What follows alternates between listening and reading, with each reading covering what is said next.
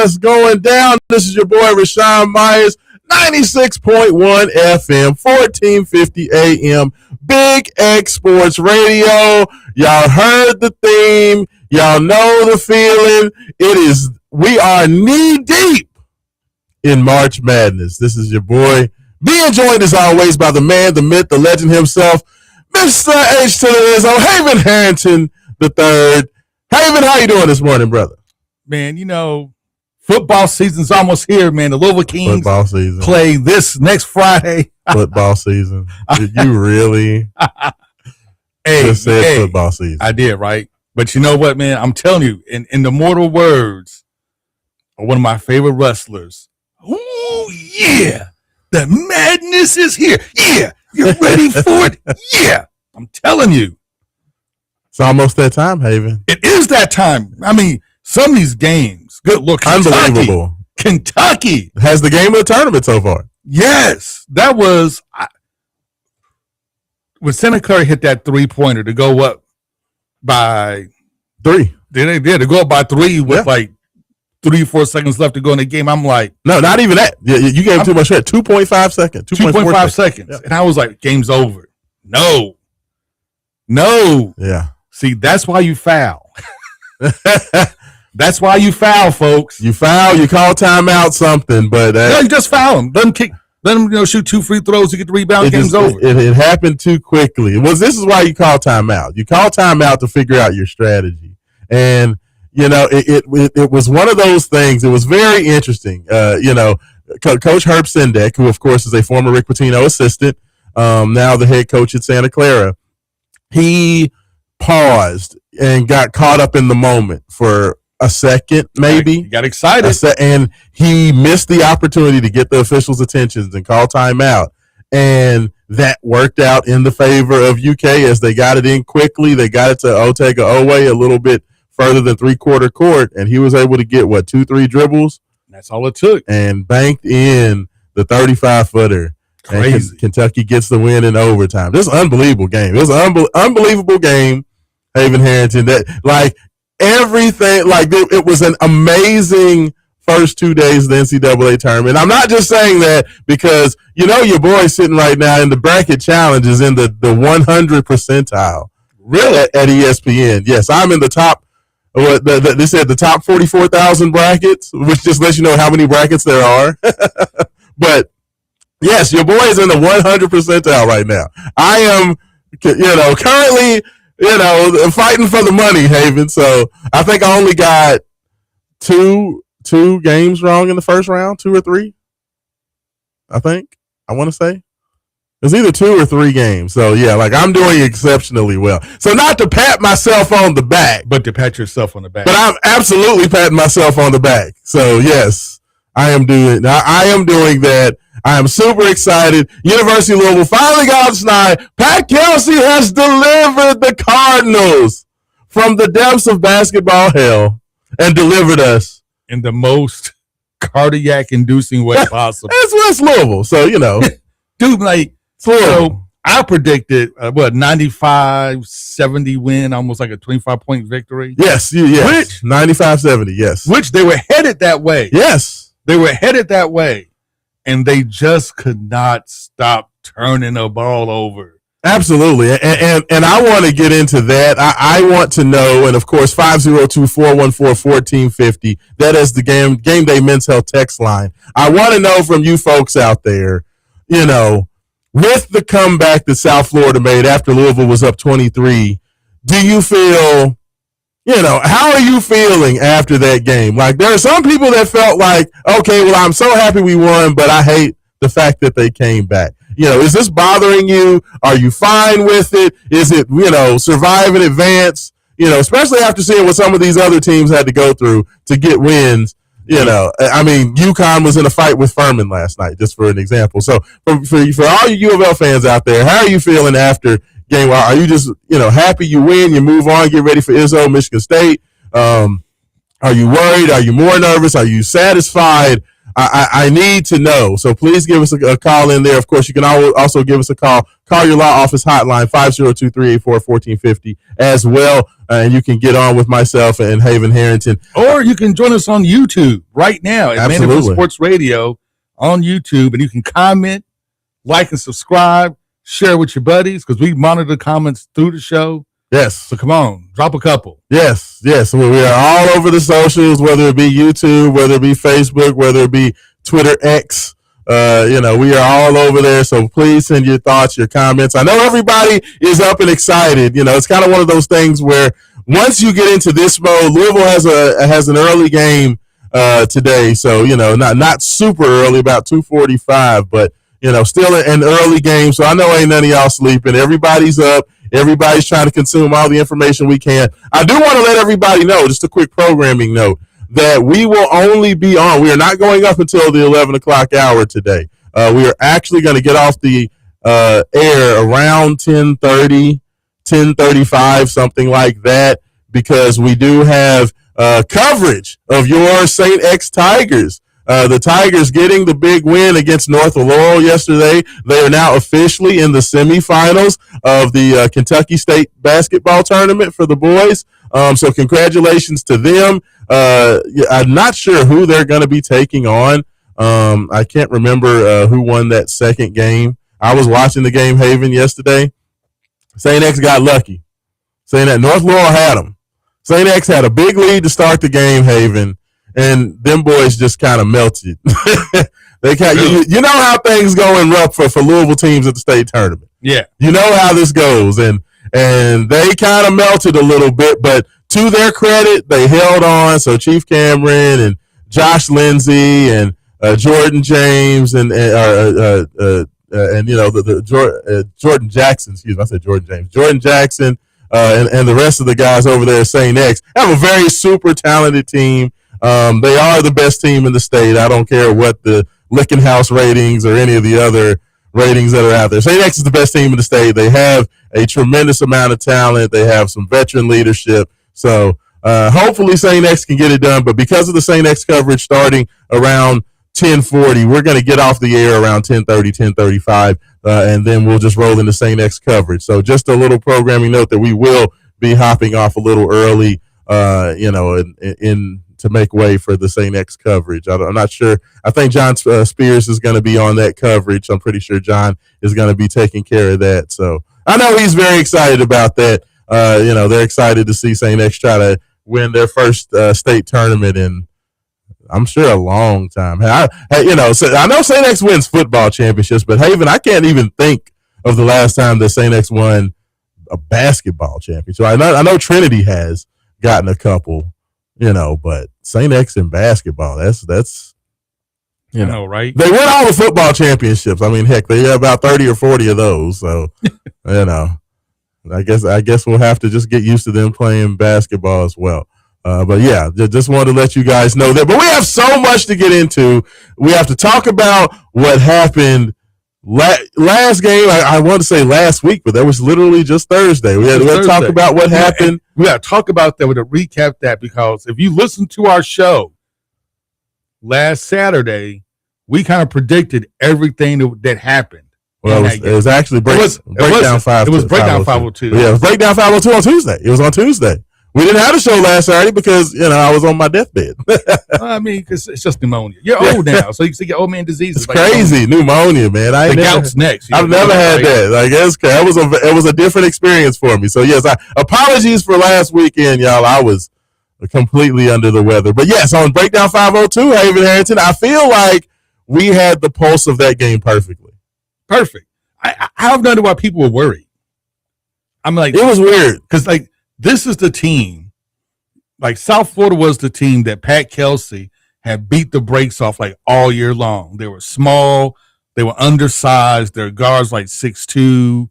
I think it was the tallest guard they had. The tallest player they had was only 6'8".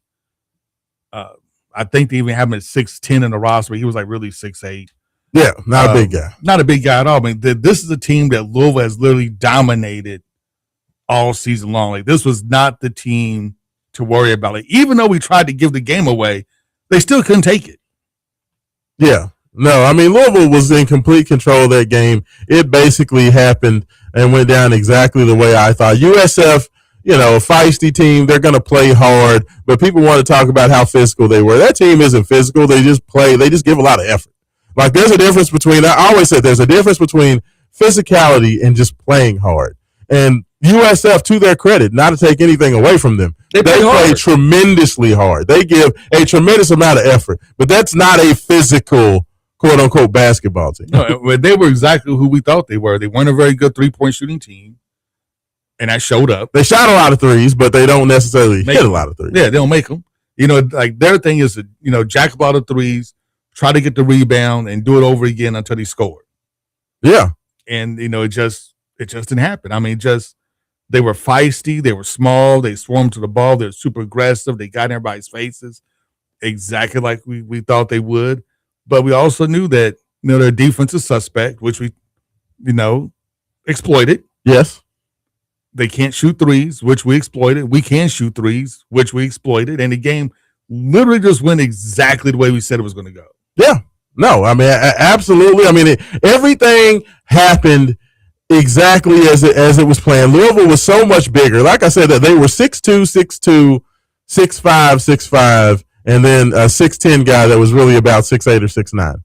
And with that being the case, Louisville had such an advantage. And to Pat Kelsey's credit, I give him credit for this because not every team handled things properly against these mid-major teams. When I say that, I mean Louisville understood their advantage, and everything they did was to take advantage of the everything that they had. They had size, they had length, they were bigger, so they made a point to get to the rim and get to the basket, force the help to kick out to wide open shots. Like they played exactly the way they're supposed to. And I give Coach Kelsey credit for that because, Haven, I saw team after team, thinking back to SMU when they played Miami of Ohio in the first 4 game on Wednesday night. We saw teams like that. We saw teams, UConn, I give them credit. Like they did what they were supposed to do. They got to Terrace Reed last night. Terrace Reed had like 30 and 27, something ridiculous. That is crazy. Yeah, 30 and 27 last night, but even UConn did a little bit too much of let's just throw it out on the perimeter. If Terrace Reed does not have like a Wilt Chamberlain-esque line, UConn could have lost last night because they did not take advantage. You have to take advantage of these teams. These mid-major teams, usually the difference is it's not skill level, it's size. And if you don't understand how to exploit your size advantage, that's when the upsets happen. It happened in North Carolina. North Carolina just could not get out of their own way. They lose the high point, and it's just one of those things where if you get lulled into trying to play the little team's game and not taking advantage of, where you're strongest at, it will come back to bite you. It always does. And unfortunately that happened to some teams, but you know what? I picked all those upsets, so I'll take it. Haven Hanson, do you think Hubert Davis loses his job there at North Carolina? You know what? It was kind of out of the blue, man. North Carolina was up like 24 points in that game. They were. This was up like I think like 19. I mean, Hubert had that miracle run to the championship game his first year, but since then he hasn't really done anything. Not really. And now you lose in the first round to High Point. I think there's a chance North Carolina might. If he was not an alumni, would he lose his job? Let's put it like that. If he was not one of the favorite Tar Heels all time, would he lose his job? Yeah, he'd be gone. I think that and the fact they lost their best player. Yeah. Caleb Wilson being hurt, but you should still beat High Point. Yeah, I mean without Caleb, you should beat High Point. Maybe lose the next game. Okay, yeah. But it should definitely be High Point, even with the injury. But it is what it is, man. He'll get the Kenny Payne treatment. He'll get the extra year when he shouldn't get the extra year. So, yes, I'm saying Kenny Payne only got 1 year. Actually, I would have given Kenny Payne like 6 months. That's a different story. Because Yeah. All right. I am in wait and see mode. Like, I am very interested to see how that's handled because let me tell you something. I think that Mark Pope saved himself a lot of pain. Oh, he did, because Mark Pope, man, if he would have lost, if he would have bounced on the first round of the tournament 2 years in a row, they would have been ready to run him out of town. With that roster, with as much money as they spent on that roster, his seat would have been scorching hot. Scorching hot, and it's still whiffing on players now. Oh, my goodness. I mean, I'm just saying, like, to me, I'm not saying that Pope would have been going anywhere. Not at all. Like not at all, not in the least, but the seat would have been like mega hot. Like you better kill it in the transfer portal. Just kill it. Like, yeah, like I think he saved himself from so much scrutiny and so much anger and so much frustration. Like, he bought himself a lot. Like, I'm not saying that if they lose their next game, that people aren't going to be upset if they lose to Iowa State, even though Iowa State, you know, they just lost their best player. The Joshua Jefferson got hurt on like the second play of the game, went out with a twisted ankle. So he's more than likely not going to play Sunday against the Cats. But even with that, even if Kentucky loses that game, while Kentucky fans will not be happy, and, you know, they don't measure tournament success by do you get to the second weekend. They measure tournament success by Final Fours championships. But I think that if, you know, the fact that Pope at least got that one win and didn't pull the Calipari and lose to, you know, like what's matter you Bryant or you know, Northwest Directional State University Polytechnical Institute. I think he saved himself a little bit of goodwill with that one. So, and I'm not mad at that. Like, I'm gonna go on record, Haven Harrington. Like, while I hate Kentucky, I am very much fine with Mark Pope being the coach. I know you are. I am too. I was mad when he fired Stoops. I am very much okay with that. So I am happy Mark Pope is going to be gainfully employed at the University of Kentucky. He may have just bought himself an extra year. Like, not only next year, he probably bought himself a fourth year. You think so? With getting that win. Yeah, I do.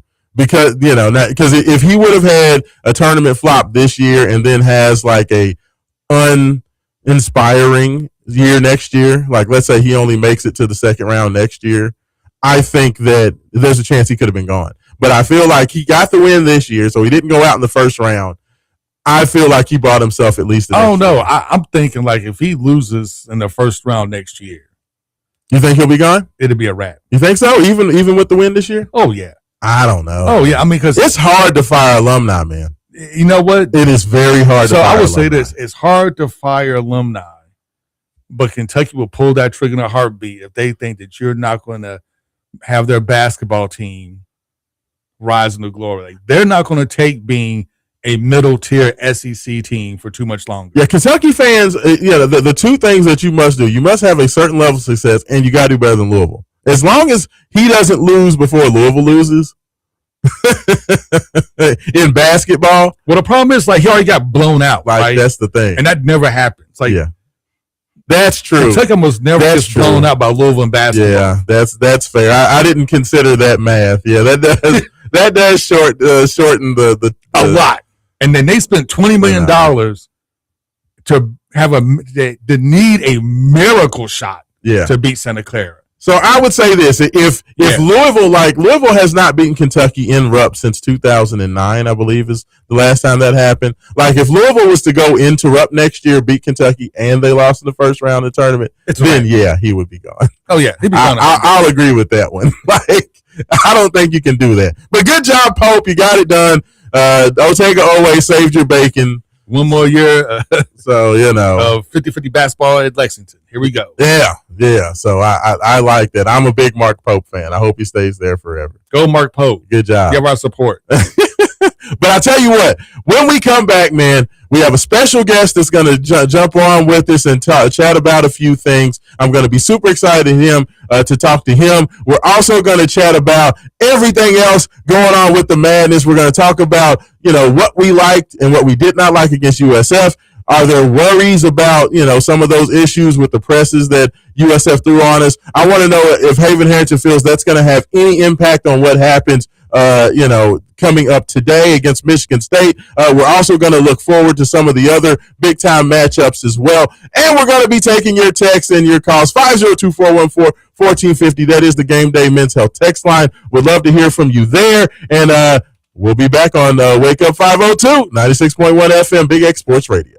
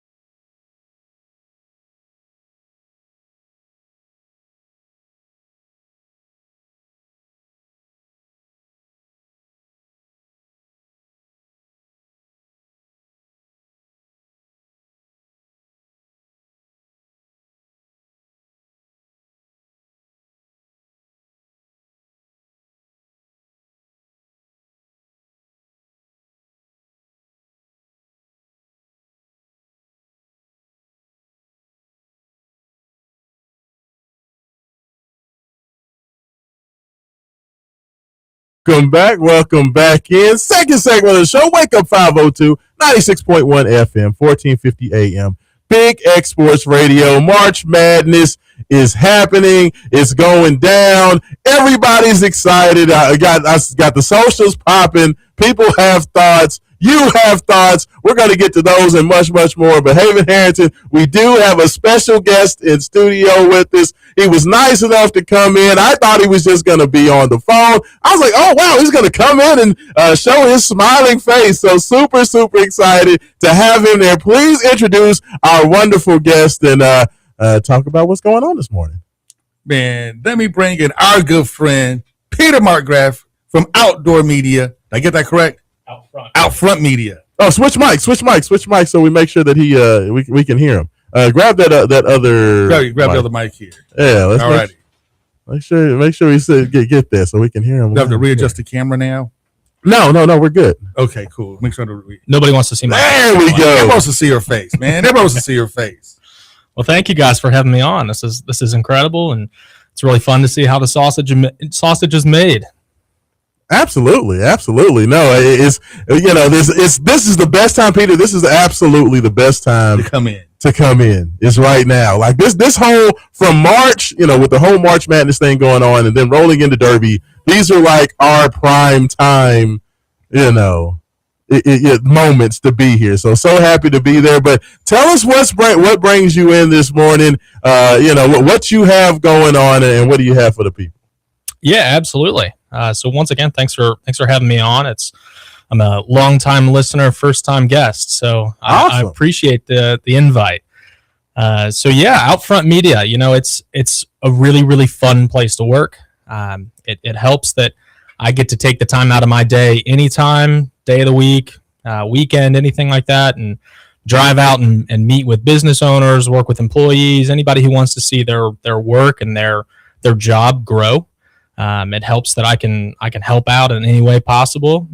Companies of all sizes, I'm sure some guests know Outfront Media is the billboards in town. So we have about a 95% market share. So if you're driving around town and you see a billboard, you'll see that pretty purple Outfront logo on the bottom, and you can reach out to me to help get you up there. Wow. All right, so literally everybody has seen your work and seen your efforts in real time. So I would say 95% market share. I'm pretty sure, Peter, I think that's a pretty good number right there. Yeah, it for sure is, and we've got a great sales team here in the office, and I've been with Outfront for just over 5 years now. So it was actually a really tumultuous time there 5 years ago. I got COVID. It was on the downturn. Yeah. I got hired in November, and started out, and then July of the following year, I married my beautiful wife Sarah, and we got a dog. All within probably 6 months. Bought a house. I mean, it was a crazy time, and now we are expecting our first. So we're gonna have a little boy come the end of July. So it's really, really exciting times, fun times. You just can't complain too much, and if you did, nobody'd listen, right? Congratulations. Thank you. Absolutely. Doing it big. Yeah, something like that. So, we got a ton of business owners right now that listen to the show. Man, if they want to reach out and get like their business on one of your bazillion billboards all around this great metro area, like how can you get a hold of you guys? Yeah, absolutely. I can leave a couple business cards here. If anybody wants to call or text in, they can. I'm never shy of giving out my cell phone, so people can always reach out. Like I said, day, night, week, weekend, anything like that. I always try and make myself accessible because if you're running your own business and you're working 8 to 6 Monday through Friday, you're not going to be able to cut away and go out and get lunch. You're not going to be able to cut away and get a coffee or anything like that. So if I can make myself accessible and we get together on a Saturday morning, Saturday afternoon, anything like that, as long as I'm not out of town, as long as I'm not out on the golf course or something like that, I'm always going to make sure that I'm easily accessible and can help out. I've worked with companies and businesses and just individuals of all sizes. Anything from a company like McDonald's who has placements all over the country, all over the market, suburb, city, everything. Or, I've had an independent artist that had an album that was dropping, and she said that she wanted to get her picture on a billboard so she could put it out on all socials. And so we did a 2-day campaign. And so she was up on a digital downtown. She took a picture in front of it. She put it out on all of her social media. So we can work with budgets of all sizes. And, I like to say that billboards aren't, a one-stop. They're not a blueprint, advertising place. So, McDonald's isn't going to have the same marketing campaign. They're not going to have the same placements that, a mom and pop, shop want. When you're driving down the road, McDonald's, they don't care where they're at, as long as they've got a whole bunch of placements and you can drive by and see that, they've got a coffee deal that you can get $1.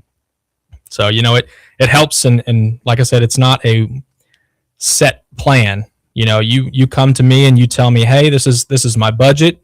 Hey, this is where I'm looking to target. This is what I'm looking to do. It's funny, whenever people talk about marketing budgets or anything like that, when you are an established company and you're trying to maintain your growth or, grow your market share, you're supposed to be, reinvesting about 10% of your revenue back into the company. If you're a new company, if you're a startup, that number's closer to 40 to 50%. You want to reinvest that. And I'm not going to sit here and just say, all right, what's the exact number you have? I'll take it and I'll run with it. If it makes sense for you, then perfect. If it doesn't make sense for you, then, we can try it out. And the next year, if you spend $10,000 or $1,000 in 2026 and 2027, you'll see the impact, you'll see the growth, and then we can turn that $1,000 into $3,000 or that $10,000 into $12,000. So, like I said, it's not a one-stop shop. It's not a one marketing campaign fits all companies. We work with you all through the process. We'll help you with the design. We'll help you with the creative. We'll order the vinyls for you. We'll put it up. We're not going to try and nickel and dime you and take as much money as you have. Well, there we go. So I know when I was part owner of the Louisville Extreme, everybody's favorite arena football team, I know we had a couple of billboards up. And I'm telling you, man, talking about driving business. Nothing drives business like your billboard being visible and people driving around, seeing it, knowing where it is. Because I got calls all the time saying, man, hey, we saw your billboard up on 65, or we saw you downtown, the convention center. Oh my Lord, man, you look awesome. I wish I did. But you look awesome on the billboard. I'm telling you, it's nothing like it. Maybe stuff radio, but nothing like it except radio. And we can edit it so that way if Haven wants his face up there, then it doesn't have to be his exact face. We can face tune it and make it a little bit more appealing to everybody else. There we go. Haven might need all the face tuning he can get. When they say a face for radio, that's who they were talking about. No, I'm just messing with you, Haven. But no, Peter, I know we are short on time. We have a short show this morning, but definitely appreciate you coming in. Thank you so much. This is one of those things that I've always wondered, how those billboards, I was like, how do people, I'm like, who do you go to get the billboards? Or how does that happen? How does that process work? So like the fact that you're coming in and letting everybody know, I'm actually very excited and interested about that. I wish we had time to if this was like a summer radio show, I would probably have you in here asking all kind of questions about just the whole process and everything. But once again, just let everybody know how they can get in touch with Outfront Media and get their advertisement going with you guys. Yeah, absolutely. You can go to outfront.com, outfront.com. Reach out through there, or you can reach out to me directly. I'll leave my cell phone and my work number and everything like that here. No, I will do one better, and I will put your contact information on wakeup502.com. There we go. That sounds amazing. And like I said, feel free to reach out at any time. And I'm never going to turn down a meeting. I'm never going to turn down a coffee. If you take a look at me, I'm never going to turn down a lunch too. So I'm happy to help out anybody any way I can at any time I can. Awesome. And before we get you out of here, I got to know, Peter, are you big blue or are you big red? Come on, man. No. You see, Raashaan, you weren't paying attention. No. I'm a big Louisville fan. There we go. There we go. Okay, so now I don't feel bad about polo on, man. You know. Oh yeah. Okay, Yeah, I'm paying attention. See? Always say Louisville's my favorite team, and my second favorite team is anybody who's playing UK. There you go. There you go. I like it. I love it. Good. So now I definitely don't feel bad about talking about Pope. I was like, I hope, I wasn't paying attention to the polo, so I was like, I hope I'm not just talking bad about Peter's squad. So good. You're with the good guys. So you're definitely one of us. So make sure you guys get out there, outfront.com. Definitely appreciate your time, Peter. What do you think about the game today? You think we're going to get it done? Like, I need to know. How are you feeling about, things? Tell you what, the nerves are there. Yes. I am a pessimistic person by nature with all my sports teams. You would fit right in with Mike Rutherford, by the way. Yeah, and just like him, I'm a diehard Cincinnati Reds fan, diehard Bengals fan. So I'm used to exactly, and I'll tell you what, I'm a Clippers fan too. So oh wow, I just love putting myself through a whole bunch of misery. So if I can, have a little bit more optimism about Louisville today, I will. I'll try, but I'll tell you what, I'm really hoping we're not going to need 7 of 10 from McNeely from 3 for us to hang on. So need a big game. For sure. That's the hope. I know everybody is just nervous and a little cautiously optimistic, so I think you reflect probably the lion's share of the fans. Some people like me, I'm the type of fan that's just kind of ridiculous and just. Oh, he's beyond ridiculous. You can never watch a game. I feel like my team is Teflon. Nothing sticks to them. They're going to go out there and fly. So that's just kind of my nature. So I'm definitely the other side of where you may be a little bit more pessimistic. I'm always like super optimistic. So we need to watch games together then. Absolutely. We can balance each other out. Exactly. I'll tell you what, half the time I've got my hands and, my head in my hands and I'm sitting there and I'm cussing under my breath. I'm like, there's no way that this can keep happening. Absolutely. Well, hopefully, you know what? I'll say this, Peter, is if Louisville goes ahead or when Louisville goes ahead, gets to this Sweet 16, maybe we'll have to get together and watch that Sweet 16 game. Deal. Sounds like a plan to me. There we go. Peter, I appreciate you. Thank you so much for coming in, being a part of the show. We'll definitely be reaching out. We're going to have that contact information, people, on wakeup502.com, so you can make sure that you have all the Outfront Media information. But thank you so much for joining us this morning, sir. Thank you guys for having me. I appreciate it. Absolutely. There we go. Haven Harrington. Raashaan Myers. Yes, sir. Like, let me tell you something, man. Like, I can feel the energy. Like, I haven't felt this energy. You know how long it's been since I watched a Louisville win and then could go and literally, like, just watch basketball for the first 2 days of the tournament? Since what, 2000 and, oh, good Lord. How long has it been? Almost a decade? 2017 was the last time Louisville won a tournament game. That is crazy. 2017, brother. I forgot what it was like to have your squad win a game and to watch all the other games and just be able to entertain and enjoy the tournament. I had completely forgotten what that felt like. And it felt amazing. Like, it felt unbelievable. I need more of this. I literally crave this. So you know what? So I'm going to throw this to you. Do you have any concerns going into Michigan State game after what you watched with Louisville and South Florida? So, like for me, I will say this. I know a lot of people saw the South Florida, press and turn Louisville over a bunch. I believe Louisville had 22 turnovers. I saw most all season. I saw a crazy stat that said like South Florida is only the second team to ever lose when their opponent had like 22 turnovers and some other stat. Like Louisville had 2 stats that were just really ridiculously bad.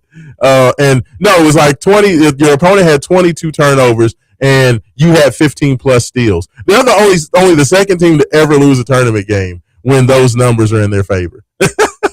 When they forced 22 turnovers and had 15 steals. And in that game, USF forced 22 turnovers, had 15 steals, and still lost the basketball game. So I know that people are worried about that and they're very nervous about that, and they're you know, They should be nervous, man, because you saw, it really put the lack of, and this is a conversation that you and I had. yes, This really put the lack of having a true backup point guard into focus for a lot of people.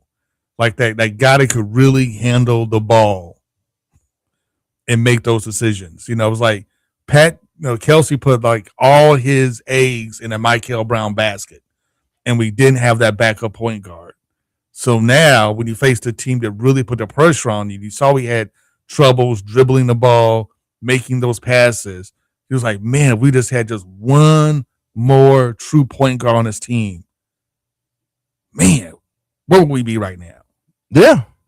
I mean that has been the biggest thing. The Coach Kelsey, he's got to see that error. Like he's got, to me, that's the biggest thing moving forward when we talk globally. Like he's got to see this lack of ball handling. Like that's going to be one thing that he's going to have to get better with, because you just cannot go into a season and only have one true ball handler. And to Louisville's credit, they figured a way around it, and Adrian Woolley did a pretty good job.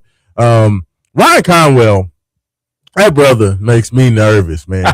He can make coffee nervous. Like he gives and takes, man. It's just like I've never seen anybody. Sometimes he looks like, man, this guy is on. He's on it, and then he takes like these mental breaks. He's just very casual. Like very casual. It's like, brother, do you understand? Like you're in a tournament game, and you kind of haphazardly, dribbling behind your back and just kind of just tossing the ball around. It's like Ryan Conwell stays in a mode of, we're just hooping on a Sunday afternoon with the fellas. Like I mean, he just takes he takes mental breaks throughout the game. Yeah.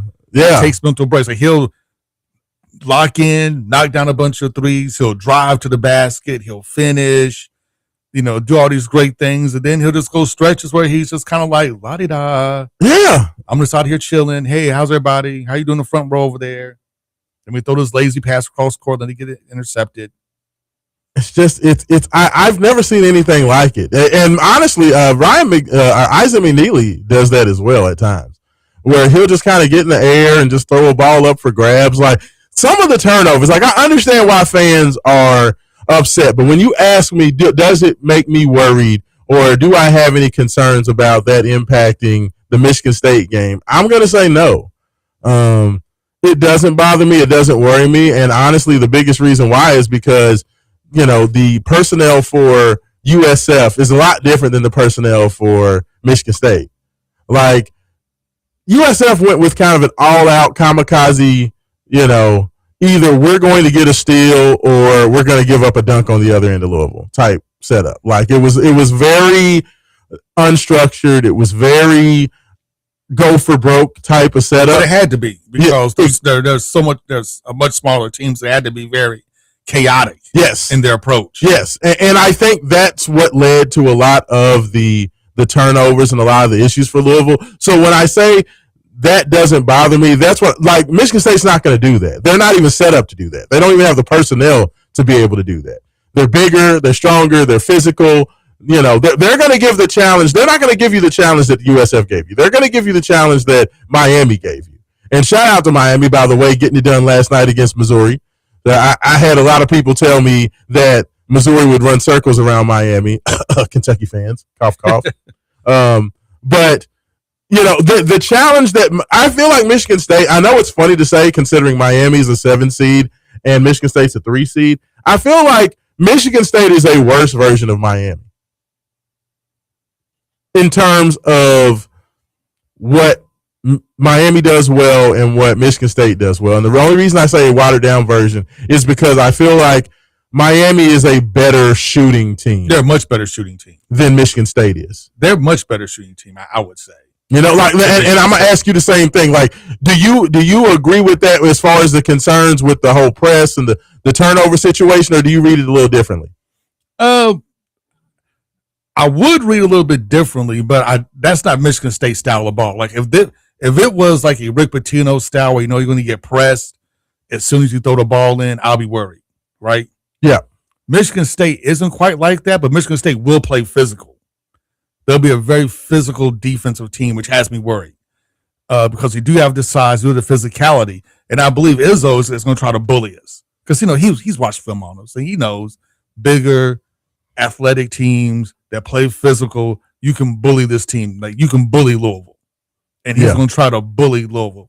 The difference is, unlike, let's say, a Tennessee, unlike Miami, they're not a very good shooting team, and they're not a very good 3-point shooting team.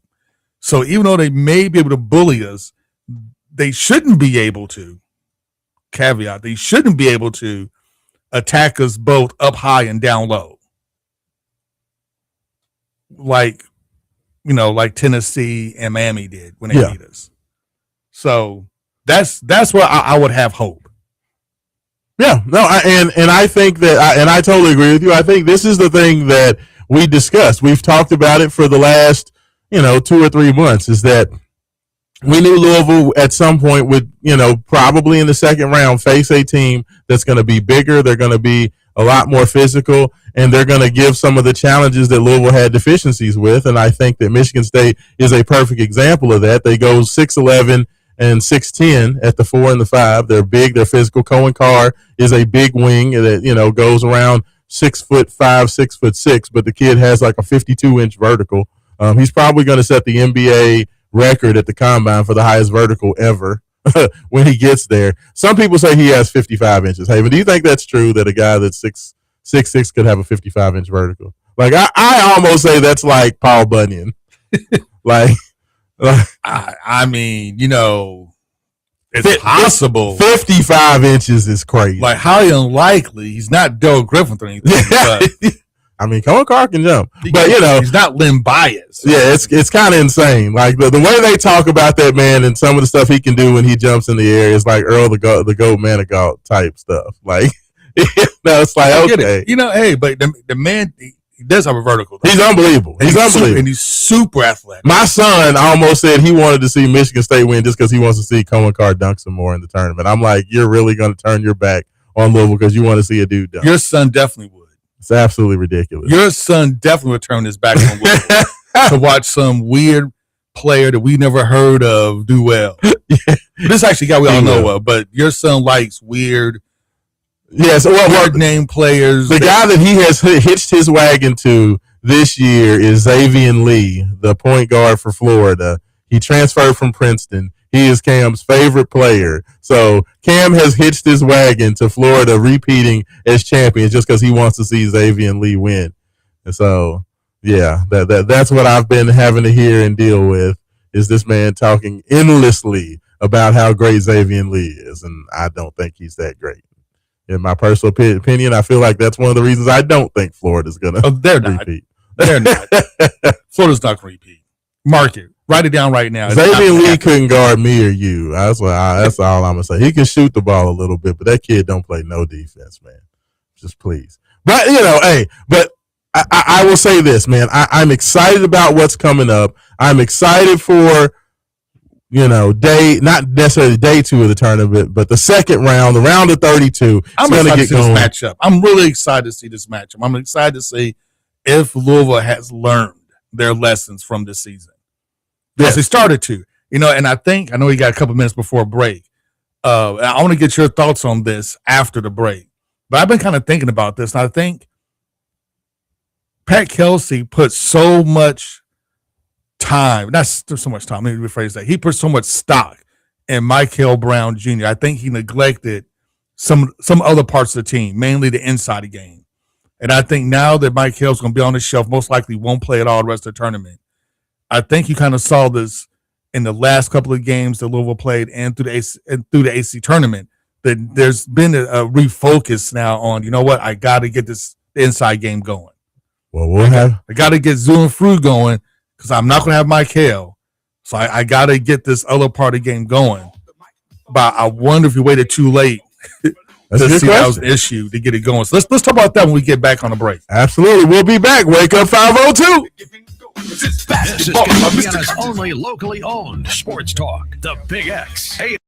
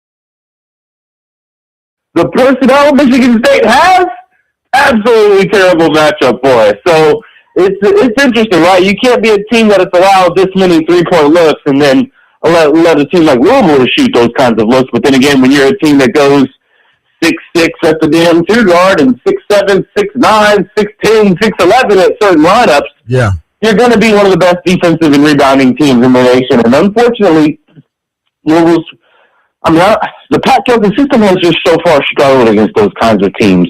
So I'm kind of just excited we're there. I'm excited to know that at the end of the day, Louisville's 3-point shooting is enough to beat a team like Michigan State if you can get hot, and there's always that opportunity, right? We need about 10 minutes. We need about 10 minutes of our best basketball to turn any game on its head and be right there. So the fact that we are a team built like that to where we can play, we can run, we can get up and down the floor.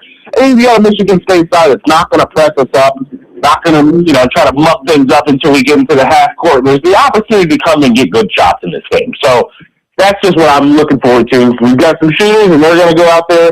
I'm sure Pat Kelsey's going to go out there and get those guys good looks, and to see how hard they can fight in a second-round matchup with some guys that, they've never done this together, right? So they're trying to build something special in their last little stint here at Louisville, and I'm excited to watch them do it. Yeah, for sure. I mean, and as you talked about, I mean, they definitely have some size. Jeremy Fears is not huge. He's 6'2", 190. But you have Jackson Kohler, who goes 6'9", 240. You have Carson Cooper, who's 6'11", 230. And then, of course, you have Cohen Carr, who's 6'6", 220, and has a reported 55-inch vertical. So, Yeah. They got the one freshman, the Scott kid. Yeah, Jordan Scott. He's got a little bit of a wingspan on him, too. Yeah. But, I mean, this is the thing, Roman. It's I feel like the physical challenge of Michigan State is not going to be any more dire than the physical challenge was for Miami. And me personally, even though I know that Jeremy Fears was voted as a second-team All-American, I don't think he's better than Trey Donaldson. To me, Trey Donaldson gives you more problems, and we saw kind of some of that last night with some of the things that Trey Donaldson was able to do against Missouri. Trey Donaldson is a guy who's an absolute bucket, and he's a tough shot maker and a tough shot taker. And I think that, Jeremy Fears, he's a guy who is very mercurial. Sometimes he's up, sometimes he's down. He tends to allow his emotions to get the better of him. So, to me, he's not that stabilizing force at the point guard. He's more like Jekyll and Hyde. Does that make sense? You just don't know what you're going to get from him. And to me, that works in Louisville's favor. He looks like a kid that's not really sure of what he's even capable of out there offensively as a scorer. And you see the assist numbers. To me, I'm not going to sit here and try to, I'm a pass first player myself. I thrive and when I can play basketball, passing the ball. There's not much more joy on the court than I feel when I can set other guys up for assists. So I get it. I'm always going to pay attention to that. And he's got a very, very, very great understanding of this Michigan State system, as you should, being there for as long as he has. Yes. And I think that ultimately he's a product of that system. He's a system player within that. He doesn't know how to go get a bucket because he's never had to. He's always had those athletes around him that can go out there and give him a screen and a strong roll, and you give him to it over the top, and you're giving it to somebody who's never going up against an oppositional player that's going to be enough to stop him, right? Yeah. Because that's the way Michigan State recruits. They want every single player to be able to come, pick, roll, screen, pound, dribble, and get a bucket. And to me, I feel like Jeremy Fears, a lot of what he does well is because of the good that starts happening around him on the floor within Michigan State. Yes, he's in control of some of that. Part of that is just the attention some of these other guys command that allows them to create it for them so easily. So the scoring, as a scorer, it's not even close. I'd give Donaldson the advantage. As an all-around player, it's weird because I want to go Jeremy Fears, but when you're a dirty player and you kick guys in the crotch area, and you're always complaining to the referee, and you're always complaining when you don't get a call, I don't like that. That's not basketball, man. Yeah. Yeah. I would love to see Adrian Williams. Put Kanai out there. Make sure you get a couple of Case and Pryor minutes out there for the sake reason of trying to see if he can get under somebody's skin. Because this is the kind of player that will hold emotionally with the pressure on line. Absolutely. No, I totally agree with you. Putting in an irritant guy like Case and Pryor might be exactly what you need to go. But is Case and Pryor still on the team? Case and Pryor is still on the team, Haven Harrington. Are you sure? He's got a super giant brace on his knee, but yes, he is there. He is there. Leave Case alone. He just hasn't played in a while. He gets his moments here and there, but he just... I think it seems like Pat Kelce forgot about him. But hey, he's still on that Marching to Madness YouTube special, so we get to see him in his super fancy car that Louisville paid for. For him to watch games on the sideline and cheerlead. I'm not gonna mess with Casey, man. I don't mess with Case. That's more of a dig at Pat Kelce than anything else. Hey, fellas, I want to make sure we get to our callers' text since we do have the shortened show. So I just wanted to go through a couple of these before we get out of here. Red Zeppelin checked in. He said, "Very happy to get a tournament win, but what bothers me about this team is the telegraph lob passes." And also, St. X last state championship was 1962. So, yeah, I knew it had been a while. Good Lord. Yeah, St. X has not won a state basketball championship since 1962. It doesn't count. That championship does not count. Okay. No, that's before segregation. My hard, fast rule. Yes, absolutely. No, that is totally fair. But, yeah, no, the jumping in the air and having no idea where you're passing the ball to and then just floating a pass up there, Isaac McNeely is bad about that, and so is Ryan Conwell. Horrible at it. It's like you play off two, you play strong with the ball, you don't make a pass until you know where you're going with it. Because fake a pass before you make a pass if your dribble is dead. If you've picked up your dribble or you haven't started dribbling yet, yes, it should never happen in those moments. Yes. Ever. I get if you're moving fast and you're trying to catch somebody on the break, you're trying to catch them on the move or something. It happens, right? Yes. But it's those moments where you have all day to think about it. Those are where I'm just like, everybody in the building knew you were trying to pass to him right there.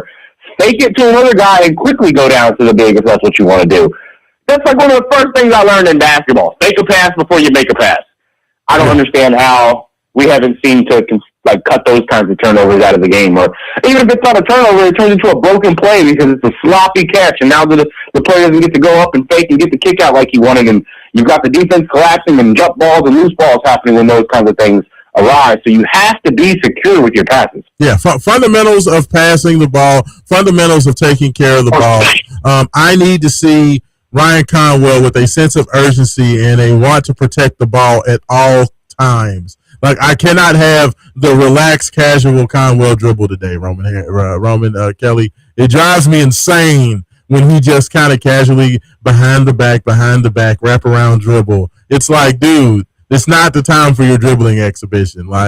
Just get the ball up the court, cross over if you need to, but let's just, get the ball up the court. Down dribble, put your shoulder into him. If you don't have the lane, behind the back, give it up in a quick cut.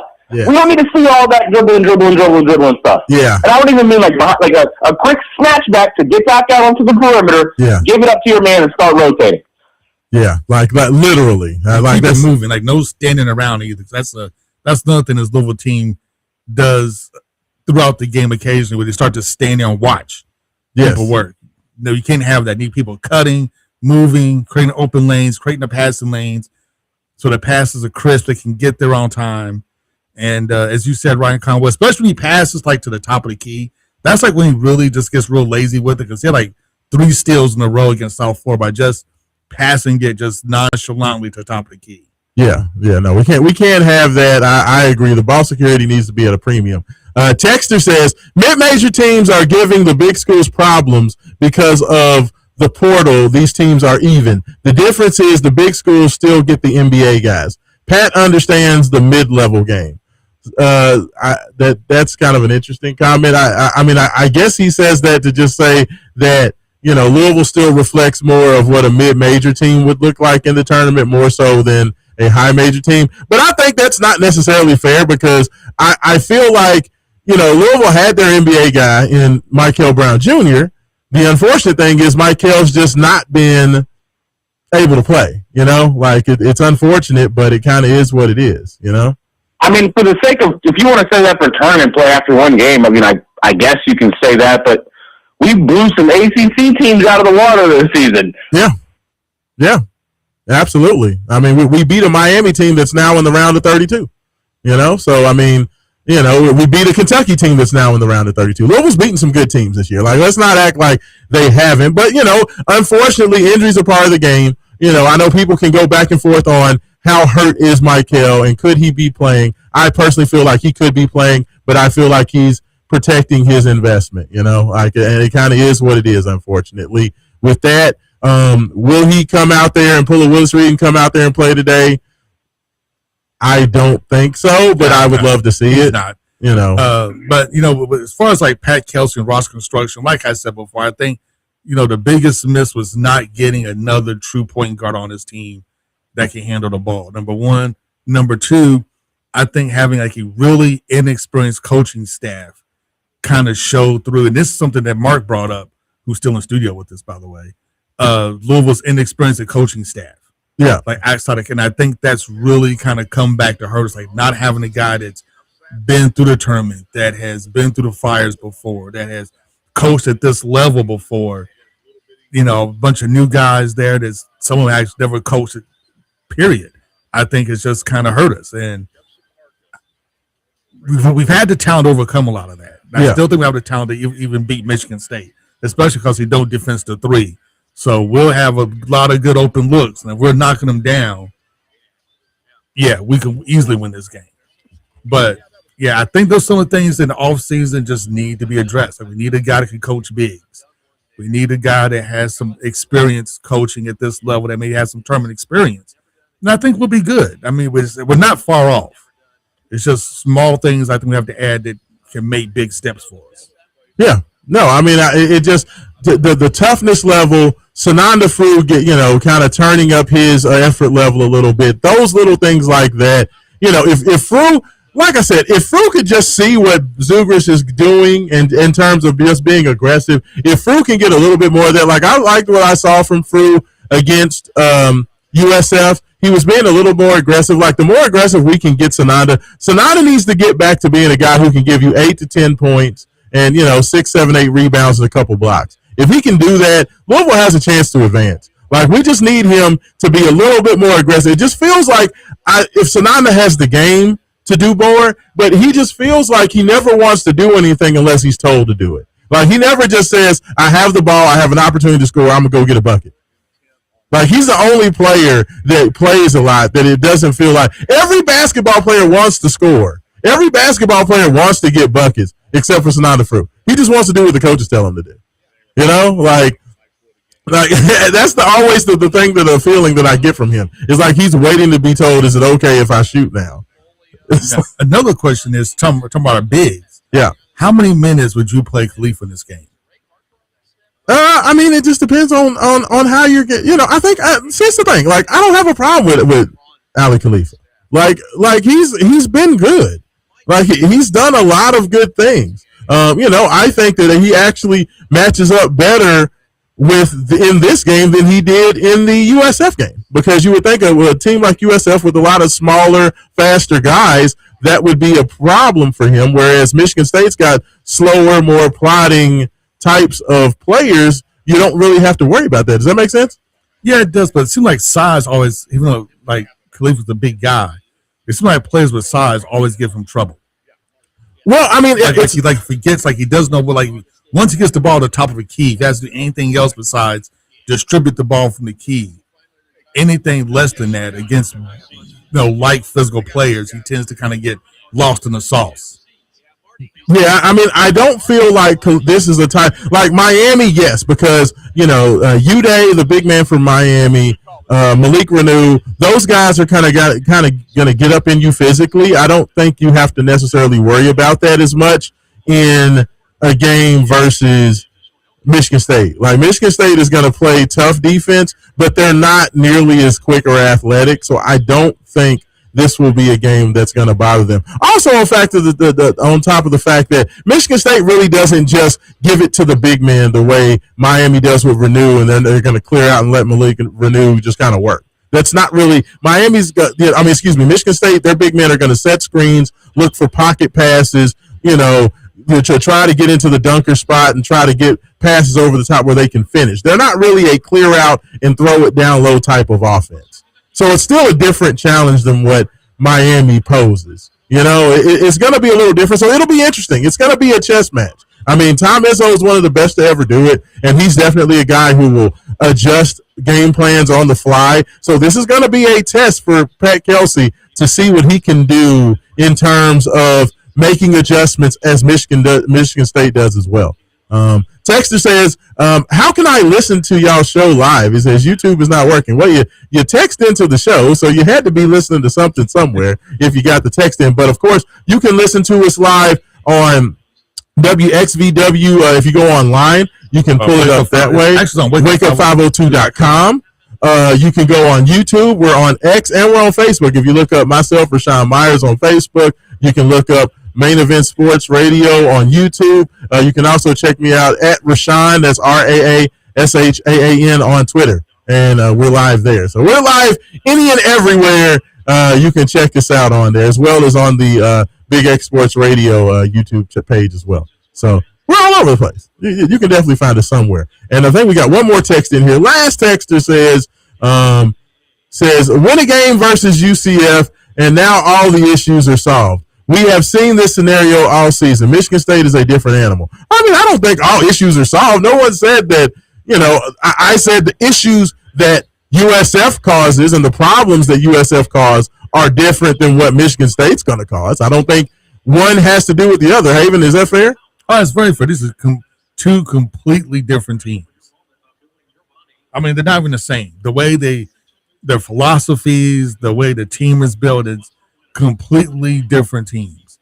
Pretty much everything they do offensively is different, and everything they like to do defensively and their philosophy defensively is different. Michigan State's not going to help out on the ball handler until you get up all the way into the paint. They're not going to press you full court. They're not going to play the passing lanes all crazy because they believe they can guard everybody out on the floor straight up one-on-one.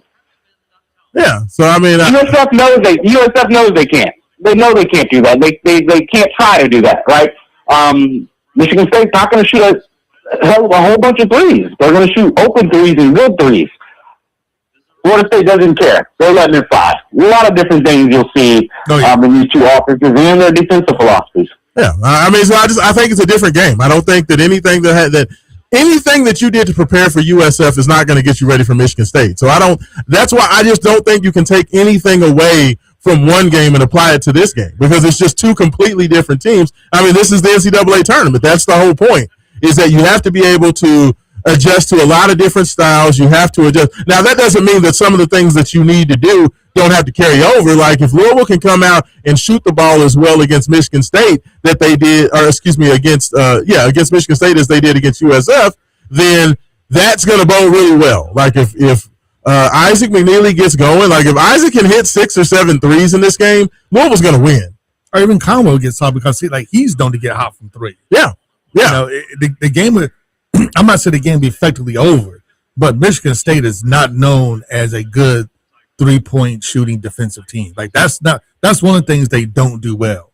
Louisville's going to have open looks from three, and they're going to have a lot of open looks from three.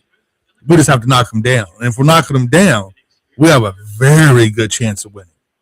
Yeah, no, I mean I agree with you. I think that there are there's going to be a lot of opportunity out there. Louisville's got to hit their shots. They've got to play solid. And the biggest to me, and Roman, you can tell me what your biggest key is as we're coming up on the last few minutes of the show.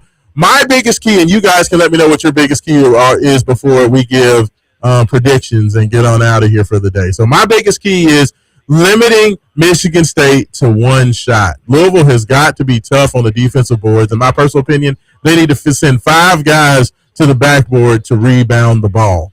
I think for me, that's the biggest thing, is holding Michigan State to one shot. We cannot see them getting a second and a third opportunity. Tom Izzo prides his team on their physicality and toughness on the backboards, so I think that's going to be humongous. What are you all's biggest keys? Roman, I'll let you go first. I think that for me, it's got to be red ball security. I think that when you look at the way this Michigan State team likes to play, you cannot give them free opportunities in transition on a team that isn't going to really run a lot with an extreme amount of pace on basic defensive rebounds. If you let them get deflections and loose balls, that's when they turn their game up and they can be an opportunity to blow anybody out because they are going to have the balance at that point. When they don't have the balance, it's going to be in the half court. It's going to be a lot of tough twos that they're attempting and usually getting free throws for and having to really create things from the pick and roll. I think that when you allow them to get out in the fast break and out in transition, do the turnovers, that's when they have the chance to really beat you. And I don't want to see that. I want to see us really finally zone in on something we've done bad. The one thing we've done consistently bad in the last 4 games, 5 games straight is the turnovers. Through wins and losses, we're turning the ball over way too much in the second half of basketball games, fellas. And if you want a chance to beat Michigan State, you've got to win the turnover battle. Yeah. Fair. Hey, Harrison, what about you? What's your biggest key? My biggest key is to try to limit Jeremy Fair's assists. Right now, he leads the nation with 9.2 assists a game. You got to find a way to slow him down. You got to find a way to slow him from dishing the ball out and getting easy shots for everybody else on the team. If you kind of disrupt him, you can disrupt the offense, which will give you a much, much better shot at getting rebounds, getting your offense going, getting points in transition and scoring. There we go. All right, so I need predictions from you guys. What do you think is going to happen? Give me a score and give me a player of the game. Roman? Score, I think the Cards can do it, man. I really do think they can get a victory here in this one. I'm going to go 79-77 for the Cards getting a victory. And I'm going to say the player of the game in this instance is Adrian Woolley. 18 points, 6 rebounds, 5 assists, and he just played the rough-nosed defense and makes Spears have to really battle for it all night long. Nice. I like it. Willie had a tough game against USF. He controlled the tempo against USF. Didn't have a big scoring game. Would love to see him bounce back. Haven Harrison, what about you? If Louisville doesn't turn the ball over, I think they can get it done. They can slow those turnovers down. I think they can do it. To me, the player of the game from Louisville is going to be Zoo. I think Zoo's ability to kind of disrupt guys in the middle, to use his energy, to use his physicality to push guys off the spot they want to be on with the ball, because that's where Louisville's going to be strong. I don't think Frew he gets intimidated when he goes against big guys. So I'm going to get Zoo on there. Give me Louisville by 2, 77-75. Wow. Now, you know what?